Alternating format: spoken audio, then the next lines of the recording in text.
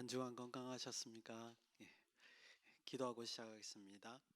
참으로 고마우신 아버지 하나님 은혜를 감사드립니다. 이렇게 험악한 날씨에도 불구하고 우리를 안보하여 주셨다가 이렇게 주일날 예배드릴 수 있도록 인도하여 주심을 감사드립니다. 아버지 하나님, 우리가 드리는 예배가 하나님께 상달되는 예배가 될 수 있도록 인도하여 주시옵소서. 또 말씀을 주실 때마다 우리의 심령에 새겨지는 귀한 역사가 우리 가운데 있도록 인도하시고 함께하여 주시옵소서. 예수님의 이름으로 기도드리옵나이다. 아멘. 예, 오늘은 출애굽기 24장 1절에서 12절까지만 보시겠습니다. 단락은 11절에 끝나야 될 것 같아요. 예, 언어적으로 보더라도 24장 1절에서 11절까지 끝나고 12절에서 새로운 단락이 시작되는 게 맞는 것 같은데, 저는 이제 12절을 오늘 말씀의 결론으로 이제 그냥 같이 붙여서 사용을 해 보겠습니다. 오늘 이제 24장 1절에서 12절, 11절까지죠. 원래는 11절까지의 말씀을 따로 떼서 이제 짧은 말씀인데도 불구하고 제가 하는 것은 이 자체가 굉장히 의미가 있기 때문에 그렇습니다. 그게 뭐냐면 이제 언약식이라고 하는 거죠. 예, 그러니까 하나님께서 이스라엘과 함께 언약식을 맺는 장면입니다. 그래서 그 의미가 우리가 조금 깊이 새겨보는 게 좋지 않을까. 그리고 현대교회를 사는 우리에게 이 언약식이 어떤 의미일까 꼭 조명해 볼 필요가 있다고 생각합니다.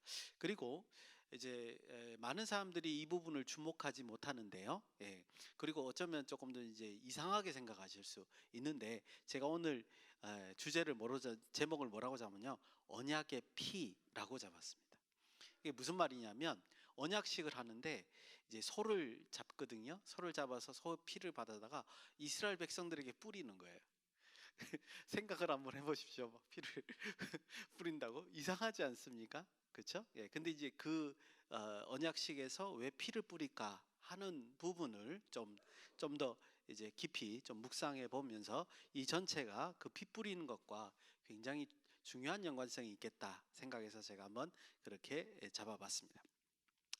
하나님께서 아브라함과 언약을 하신, 그러니까 아브라함과요, 창세기 15장에 아브라함과 하나님이 언약하는 장면은 창세기 15장에 나옵니다.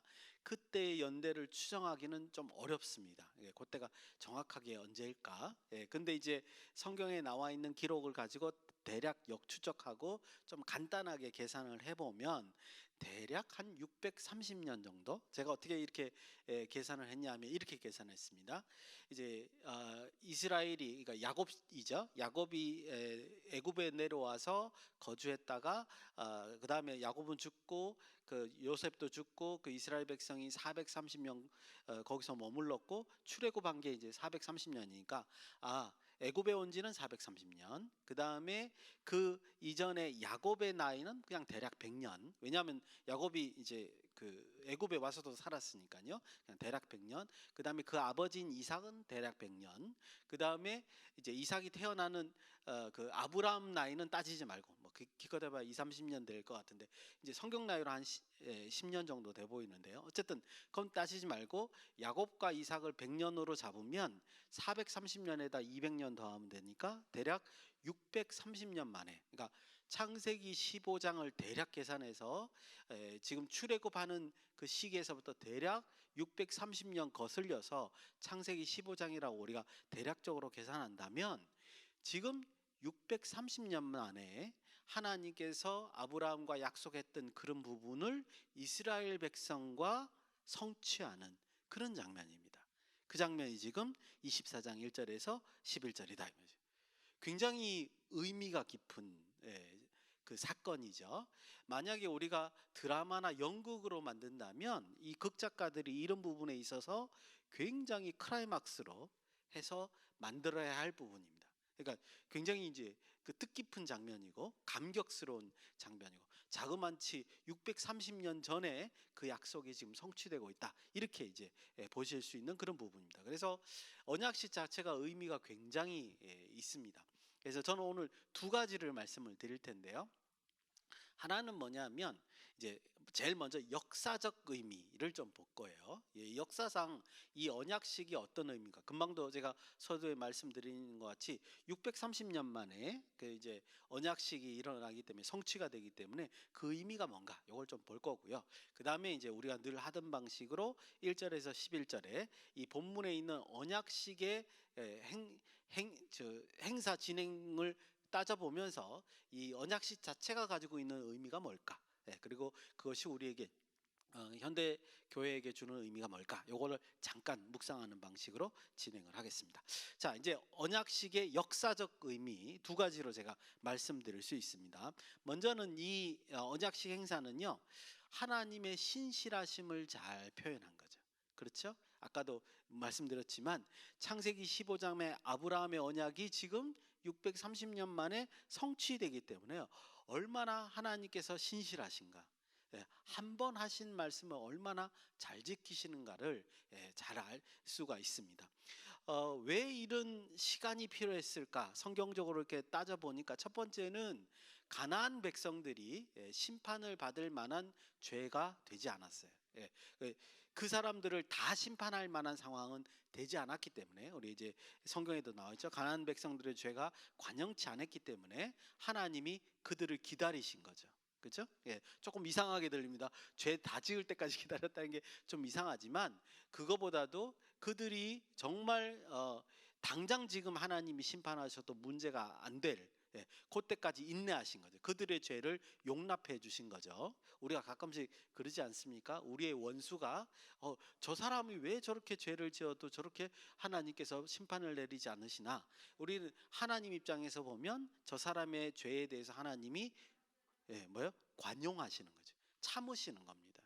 그거를 그 하나님의 뜻이기 때문에 우리가 나설 수 없는 거죠. 그러신 거예요. 가나안 백성들에게 관용을 베풀어 주신 거죠. 그 다음에 이제 두 번째로는 보면, 또 성경을 뒤지다 보니까 어떤 이유가 나오냐면, 아직 이 가나안 땅에 충만하게 찰 이스라엘 백성의 수요가 되지 않은 겁니다. 그래서 이제 성경의 내용을 보니까는 그 이스라엘 자손들이 애굽에 내려가서 이제 뭐 장정만 60만이 되는 그런 인구가 되고, 그리고 이제 가나안 땅으로 이동하게 되는 것을 볼 수 있죠. 성경에서 우리가 찾을 만한 이유는 이제 이 두 가지로 보입니다. 그래서 창세기 15장 16절에 하나님이 뭐라 하냐면, 너의 자손은, 이제 아브라함에게 이 말씀하시는 거죠. 4대 만에 이 땅에 돌아오리라. 이게 4대 대략 한 400년이라고 생각하는 이유가 바로 그것과 관련이 있다. 근데 이제 그 창세기 15장에 보면 오늘의 이 언약식과 유사하게 다 요소들이 있습니다. 어떤 것들이 있느냐?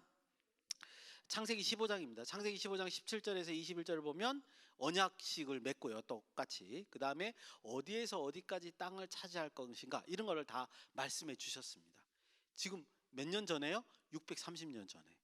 그리고 난 다음에 그 언약식이 또 이제, 왜냐하면 이제 아브라함이 죽었기 때문에 그의 자손들인 이스라엘 백성과 함께 지금 시내산에서 언약식을 맺고 그것을 승인하는 과정이죠. 너희가 옛날에 아브라함과 맺었던 그 언약이 지금 너희에게 이제 유효하다라고 승인하는 작업이 이 언약식이다, 이런 거죠. 그래서 우리가 이럴 때 이제 성경을 통해서 하나님의 그 본성이 어떠신가를 우리가 알 수 있습니다.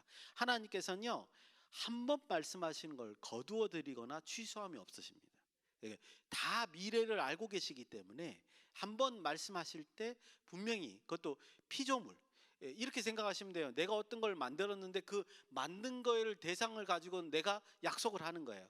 사실은 취소하실 수 있죠, 고난으로. 근데 그러지 않으시고 거둬두시지 않고 취소함 없이 신실하게 지키신다라는 것을 우리가 알 수 있다, 이렇게 말씀드릴 수 있습니다. 그게 바로 이 언약식의 역사상의 의미예요. 두 번째, 비슷한 표현이지만 또 이것도 우리가 말할 수 있습니다. 신학적으로는 굉장히 유명한데요, 하나님의 주권적인 시작. 이제 이 용어가 아예 있습니다. 이제 이 신학적으로 God's initiative라고 하는데, 그러니까 하나님의 시작. 뭐를 시작하느냐? 항상 인류를 위한 구원 작업을 하나님은 늘 먼저 시작하신다는 겁니다. 여기도 마찬가지죠. 우리가 이 언약식을 앞뒤로 봐서 이스라엘의 모습을 한번 보시기를 바랍니다. 보시면 이 관점에서 보시면 어디에도 이스라엘이 조상들과의 언약을 통해서 우리에게 이 언약을 이루어 주십시오라고 하나님께 먼저 요청한 사람이 아무도 없습니다. 이스라엘은 이 아브라함의 언약, 창세기 15장의 언약을 가지고 하나님께 이것 빨리 들어주십시오라고 요구한 적이 앞뒤의 성경에 없단 말이죠. 이스라엘은 요구하지 않았습니다. 근데 그거를 하나님이 일부러 꺼내서 지금 언약식을 맺고 일을 진행하시는 거죠. 어떤 측면에서 보면 이스라엘은 하나님과의 언약 측면에서 소홀한 점이 있었던 거예요.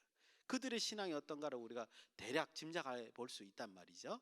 그럼에도 불구하고 하나님은 그거 신경 쓰지 않으시고 하나님 본인이 이스라엘과 피조물인 이스라엘과 언약한 부분에 있어서 신실하게 그 약속을 이행하는 것이다. 이렇게 이제 볼 수 있습니다. 그게 굉장히 이제 중요하다는 거죠. 그리고 이제 제가 앞에서 말씀드린 대로 이따가 피의 언약에 대해서 이제 말씀을 드릴 텐데, 또 한 가지 여기서 중요한 것은 그 아브라함의 언약을 하나님이 시작을 하셨다는 것도 의미가 있지만, 그 아브라함의 언약에서 중요한 요소가 뭐냐면요, 아브라함과 언약했던 동일한 수준의 약속을 이스라엘과 하는 겁니다. 그게 아까 전에 제가 말씀드린 피로 맺은 언약이에요. 그 부분에 대해서 또 말씀을 듣겠습니다. 그러니까 하나님은 이 피조물에게 대하실 때 그냥 이렇게 대하거나 그러지 않으신다. 철저하게 하나님께서 존중하시면서 이렇게 대하는 것을 우리가 이제 볼 수 있습니다. 나중에 피에 대한 의미가 뭔가를 다시 한번 보시게 될 겁니다. 그래서 결론적으로 이제 두 번째 그 역사상 의미는 뭐냐면, 하나님은 우리를 사랑하시고 우리의 생명을 구원하시고 우리를 회복시키는 것. 이건 너무나 우리가 교회에서 자주 말하니까 익숙한데, 근데 중요한 거는 그런 시작을 먼저 하신다는 거죠. 항상 먼저 하신다는 거예요. 그걸 우리 개인에게도 적용시킬 수 있어요. 우리가 하나님을 태어나면서 인식해가지고 내 스스로 교회로 왔다, 그럴 만한 사람 없잖아요. 그렇죠? 근데 하나님은 우리 인생의 어떤 시점부터 우리를 이끌어다가 우리의 그 믿음의 어떤 생활을 시작시키신다는 거죠. 그렇게 우리가 살펴볼 수 있습니다. 그때 성경에도 이렇게 똑같이 나오는 것을 우리가 볼 수 있습니다. 이제 아까 말씀드린 대로 언약식 내용의 의미가 뭔가를 좀 집중해서 이제 본문을 살펴보면서 하나하나씩 묵상해 보도록 하겠습니다. 1절 2절입니다. 제가 읽어보겠습니다. 24장 1절 2절요. 또 모세에게 이르시되 너는 아론과 나답과 아비후와 이스라엘 장로 70명과 함께 여호와께로 올라와 멀리서 경배하고 너 모세만 여호와께 가까이 나오고 그들은 가까이 오지 말며 백성은 너와 함께 올라오지 말지니라. 언약식을 맺는 장면에서 1절 2절에 나와 있는 내용은 뭐냐면, 누가 함께 할 것인가, 그 언약식에, 그리고 누구는 산에 올라오지 말 것인가, 그러니까 산에 올라올 사람과 올라오지 않은 사람을 구분하는 장면이 1절 2절입니다. 그래서 이제 이거는 이제 그 앞에서 우리 신해산 19장 할 때도 제가 말씀을 드렸지만, 거룩의 정도에 따라서 이제 담당하는 직무에 따라서 하나님이 이제 구분을 하신 걸 볼 수 있죠. 그러면 이제 우리가 이런 생각을 할 수 있습니다. 누가 올라가지? 그 내용을 좀 볼 필요가 있습니다. 먼저는 1절에 보니까 아론과 나답과 아비후, 이 사람들은 우리가 알기로 레위 지파 가운데 아론의 자손입니다. 레위 지파 가운데 아론도 레위 지파예요. 근데 아론의 자손들은 특별히 대제사장 가문으로, 제사장은 이 사람들만 되는 겁니다. 제사장직을 레위 지파가 감당할 수가 없어요. 아론의 자손들만 제사장이 되고, 혹여 이런 경우가 있죠. 그 대제사장 가문으로, 레위 사람이든 누구든 간에 대제사장 가문으로 입양이 될 경우에는 제사장 직무를 감당할 수 있습니다. 대표적으로 우리가 알기로 사무엘이 그런 케이스가 아닌가 보여집니다. 어린 나이에 이제 나실인으로 하나님께 바쳐졌죠. 그래서 이제 엘리 제사장 가문으로 입양이 됐다, 이렇게 생각하는 게 맞아요. 그래서 이제 사무엘이 레위 지파 사람인데도 불구하고 제사장 업무를 보는 것을 우리가 성경을 통해서 볼 수 있습니다. 그렇듯이 이제 아론과 나답과 아비후 같이 뭐예요? 대제사장 가문 사람들이 그 하나님과 이스라엘 백성을 중재하는 제사장들이 지금 올라가는구나. 아직 지금 제사장 임명 안 했습니다. 근데 나중에 보니까 이 사람들이 제사장이 되는구나라고 우리가 판단해 볼 수 있고요. 그래서 이제 하나님과 앞으로 이제 나갑니다. 올라갑니다, 산으로. 두 번째, 이스라엘 장로 70명이 이제 올라가는 것을 볼 수 있습니다. 이스라엘 장로 70명은 무엇일까? 아마 백성을 대표하고 그 백성들의 지도자들이 아닐까 여겨집니다. 그래서 하나님께서 이 이스라엘을 대표하는 사람들을 불러 올라오셔서 같이 이제 만나는 장면입니다. 그래서 정리를 하면 특별한 사람들이 시내산에 올라가서 이제 하나님과 이제 만나게 될 텐데, 좀 이따 이제 어떤 작업이 일어나는지 보게 될 텐데요. 그걸 보니까 이스라엘 백성들을 대표하는 거죠. 한 그룹은 제사장으로서 하나님과 이스라엘 백성 사이에 죄를 관장을 해서 이제 연결시키는 제사장 가문과, 그다음에 이스라엘 백성들을 대표하는 사람들, 이렇게 두 그룹이 이제 하나님 앞에 나가는 걸 봅니다. 뭐 때문에 올라갈까? 9절에서 11절 내용을 눈으로 보니까 뭐냐면 거기서 식사를 하는 거예요. 식탁 교제를 하는 겁니다. 요즘 말로 하면 그러니까 이거는 이 언약식을 맺고 난 다음에 자축하는 모습이 아니고 축하연을 하는 것이 아닐까, 이렇게 생각이 됩니다. 이제 그럼 상식 그냥 드는 의문으로 왜 이런 축하연, 그러니까 자축하는 식사를 할까? 제가 생각할 때요, 기본적으로 조금 있다가 이제 하나님의 입장에서는 조금 이따 말씀드릴 거고, 우리 피조물 인간의 입장에서 한번 보면 이럴 것 같아요. 그 식탁 자리는 아론도 마찬가지고, 제사장 가문도 마찬가지고, 이스라엘 장로들도 마찬가지고, 하나님과 함께 식탁을 나눈다. 이게 얼마나 뜻깊은 일입니까? 그죠? 아마 평생에 그 장면을 잊어버리지 못하고 살 거라고 생각이 듭니다. 그래서 아마 이제 하나님께서 그런 어떤 특별한 그 경험을 그들에게 이제 주시는 것이 아닐까, 우리 입장에서 보면 그렇게 해석이 될 수 있겠습니다. 3절은요, 3절을 제가 소개할 텐데 아직 언약식이 시작되지 않는 장면입니다. 아직 언약식이 시작도 안 됐는데 3절을 말씀하신다는 것이 뜻깊었습니다. 그래서 그걸 조금 이따 한번 볼 거고요. 4절에 의하면 이제 언약식 전날에 하나님께서 모세에게 명령하는 내용입니다. 그래서 조금 이따 이제 저와 같이 읽어 보실 텐데, 저는 이 장면을 보면서 놀라웠어요. 또 하나님께서 우리 피조물들에 대해서 어떻게 대하시는가를 요 3절을 통해서 알 수 있습니다. 아직 언약식이 시작도 안 했는데 그 전날에 모세를 통해서 이 부탁을 하는 겁니다. 먼저 이 말씀을 드리면, 하나님께서 하나님의 역사가 어떤 방식으로 역사하느냐 하면 우리를 무시하고 진행하시지 않아요. 우리의 인격을 존중하시면서 진행하시는 것을 볼 수 있습니다. 여러분들 그런 마음으로 3절을 같이 읽어보시기 바랍니다. 3절 읽겠습니다. 같이 읽겠습니다. 시작. 모세가 와서 여호와의 모든 말씀과 그 모든 율례를 백성에게 전하매 그들이 한 소리로 응답하여 이르되 여호와께서 말씀하신 모든 것을 우리가 준행하리라. 아멘. 제가 아까 말씀드린 대로 이 3절 말씀을요, 언약식의 일부분이라고 생각하면 자연스러워요. 그죠? 자연스러운데 이게 언약식 전날에 지금 모세가 와서 여호와의 명령을 이스라엘 백성에게 다 얘기해 주는 거예요. 그 너희들 이거에 동의할래? 언약식 하기 전날 밤에 다 듣는 거예요. 그래서 동의한다. 그러면 내일 언약식 치를 거다. 이렇게 말하는 거죠. 이게 뭐가 대단하냐? 여러분 보십시오. 하나님께서는요, 이스라엘 백성과 언약을 할 때 이미 창세기 15장에 약속을 했잖아요. 그리고 이스라엘도 알고 있잖아요. 그죠? 그럼에도 불구하고 하나님은 이스라엘의 동의를 구하고 있는 거예요. 놀라운 거란 말이죠. 하나님의 주권은 그냥 실행하셔도 돼요. 명령만 하셔도 돼요. 그런데 언약식이 일어나기 전날 밤에 이런 얘기 다 조건을 얘기하고 너희들이 이걸 동의해서 동의하면 언약식을 진행하겠다라고 하시는 거예요. 하나님은 그러신 분이라는 거예요. 우리에게 대할 때, 우리 개인에게도 대할 때 그러신다는 거죠. 아마 여기서 나오는 그 모든 율례라는 것은 우리가 앞에서 살펴봤던 출애굽기 20장부터 그 뒤에 이제 23장까지인가요? 거기까지 있는 모든 율법, 그 23장까지 있는 그 안식일 규정까지, 그죠?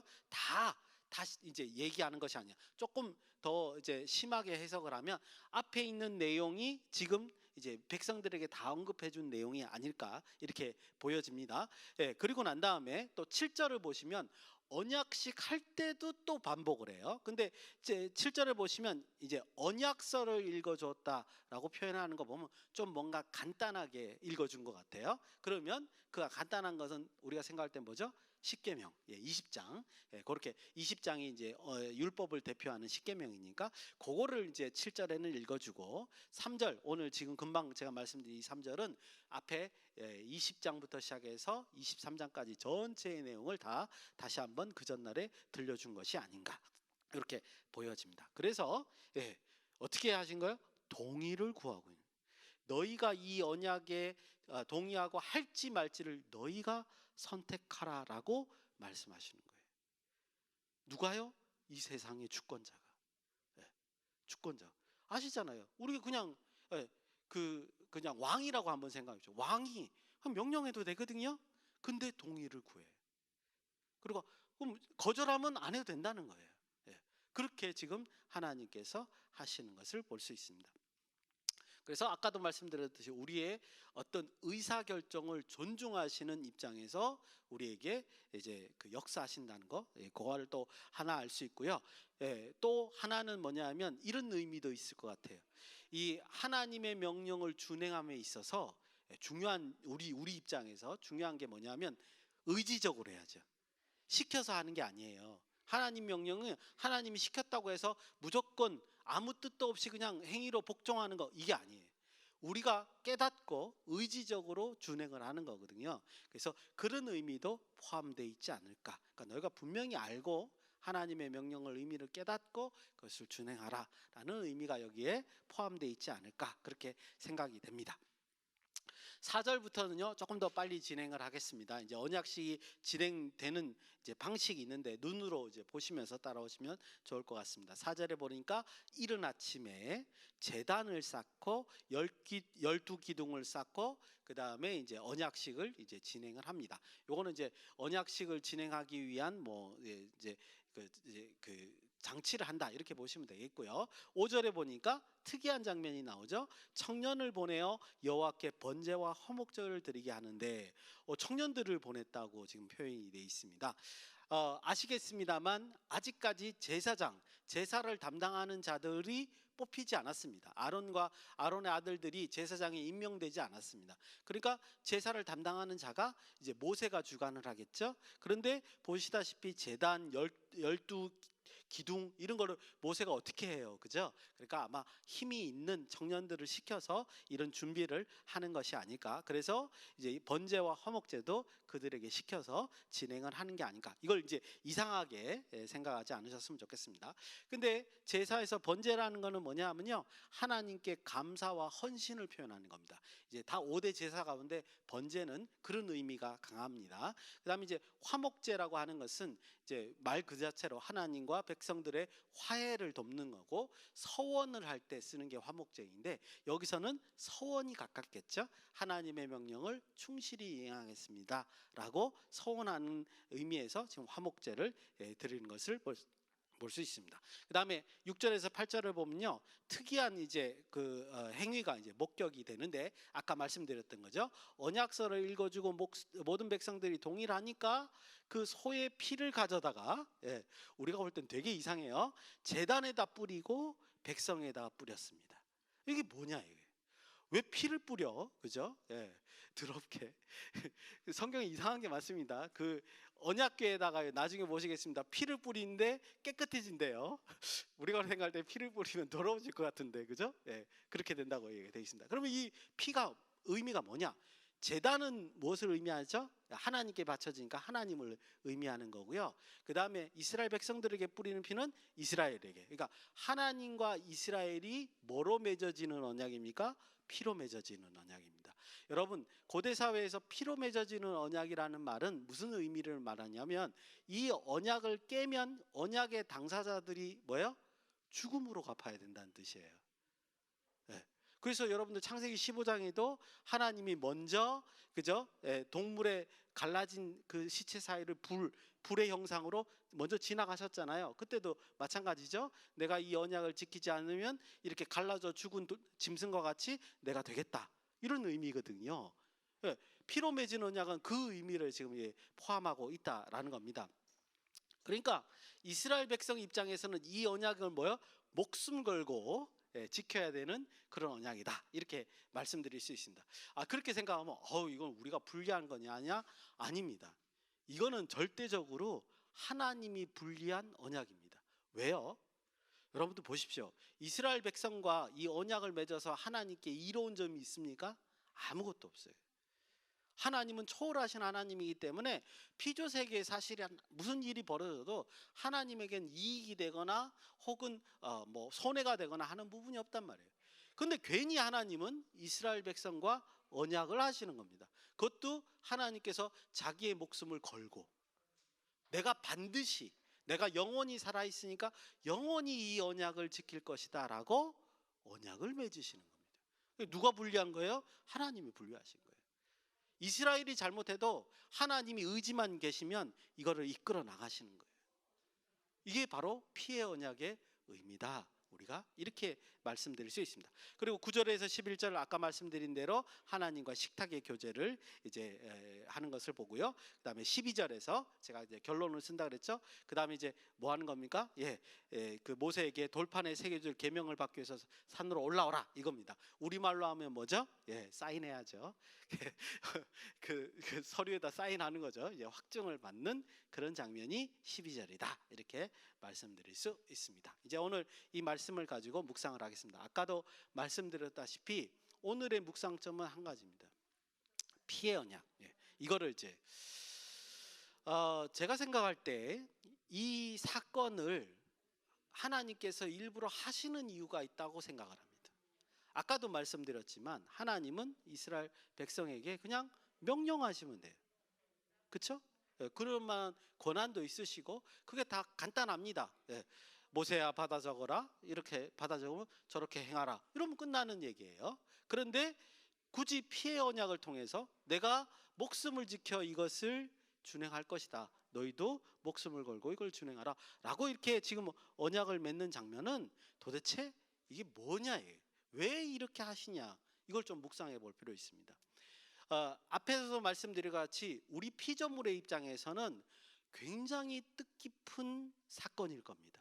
아마도 평생 잊지 못할 그냥 기념비적인 사건일 거라 생각이 듭니다. 근데 우리가 묵상할 것은 뭐냐면 하나님 입장에서 좀 보자는 거죠. 이 피의 언약의 의미가 무엇일까? 하나님 입장에서 보면 이 언약식은 뭐냐면요, 이스라엘 백성에게 확증시키는 거예요. 내 이 맹세가 얼마나 확고한가, 얼마나 분명한가를 하나님이 이스라엘 백성에게 들어 보여주시는 거예요. 근데 이게 왜 은혜가 되느냐? 한번 생각해 보십시오. 예수님의 사건도 우리가 생각해 볼 수 있지 않습니까? 예수님께서 하나님의 그 언약을 우리에게 전달해 주기 위해서 어떻게 보여주셨죠? 십자가에 달려서 보혈을 흘려주시면서 우리에게 확증해 주셨습니다. 그렇죠. 그러니까 3,500년 전에 하나님이 이스라엘 백성에게 하신 언약이나 2000년 전에 예수님께서 십자가에 달리시면서 죽었다 살아나시면서 우리에게 보여주신 언약이나 진배 없다는 거예요. 하나님은 매번 우리에게 약속을 지키시면서 목숨을 거시고 실제로 죽으셨다가 살아나시면서 그것을 확증하셨다는 것을 우리가 볼 수 있습니다. 성경을 통해서. 그럼 우리가 뭐 해야 되죠? 우리는 구원의 이 약속을 가벼이 여겨서는 안 됩니다. 하나님이 목숨 걸고 우리에게 내가 영원히 지킬 것이라고 우리에게 보여준 약속이라는 거예요. 그러니까 우리는 믿어도 어떻게 믿어야 돼요? 정말 확증적으로 믿어야 돼요.